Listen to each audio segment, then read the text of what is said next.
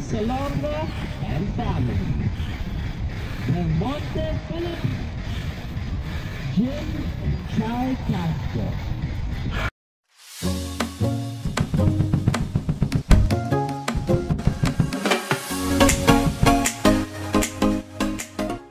Sa Shangri-La, okay na po ba kayo? Okay, wait lang daw. Sunlight Foundation, okay na po ba? Okay, okay na sila. Kahit Ateneo, are you okay na rin? Yes? Kamusta po ang Scrubbed? Okay na po ba kayo? And of course, Kite Foundation. ADP, okay na rin po ba tayo?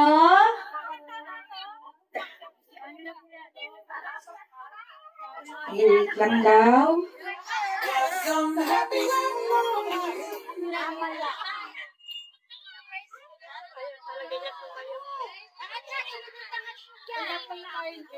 Okay, wait lang. Yung iba naghahanap ng magandang spot talaga para mataas yung paglatag ng kanilang mga kite. And with that, we would like to invite everyone to ready your kites and fly as we count down to the number 1 from 3.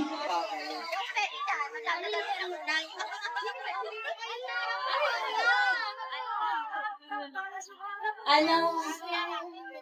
Kite staff?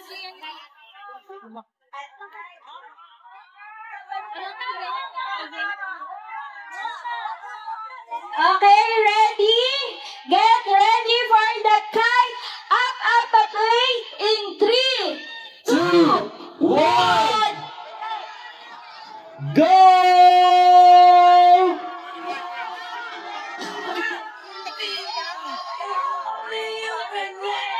Apa yung mariposa?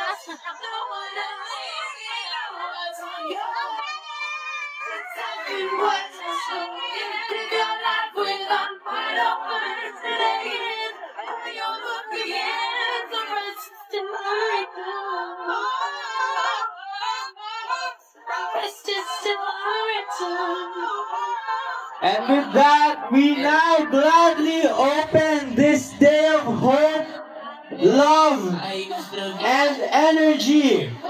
Kite, up, up, and away, 2025.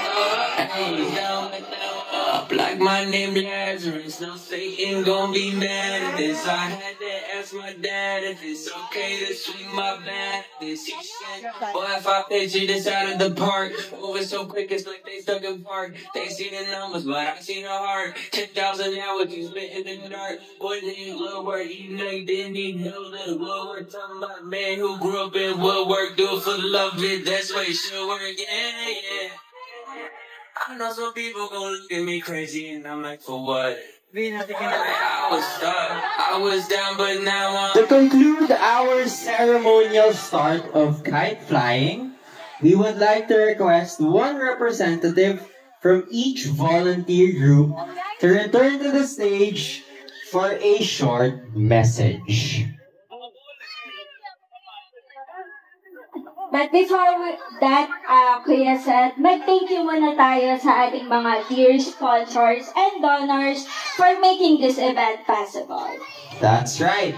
Kite Flying 2025, Up, Up, and Away, a celebration of hope for children afflicted by cancer, is co-presented by EDSA Shangri-La, UICC, Sun Life Foundation, Kite Ateneo, Cultural Center of the Philippines, in cooperation with ADP Philippines, OGD Productions, and Scrubbed. With special appreciation to Miss Melvin Salonga and family, Del Monte Philippines, Jim and Chai Castro, Miss Kakay Bautista, Providence Hospital, BTS 17, Miss Diana Lau, Miss Henny Liao. And guys, ito yung Sunlight Foundation kite. hawak natin. O naghahanap tayo ng magandang spot. Tsaka pinapakiramdaman natin yung timpla ng hangin kasi dapat consistent para tuloy-tuloy ang pagtaas kapag pinalipad na natin yung ating saranggola.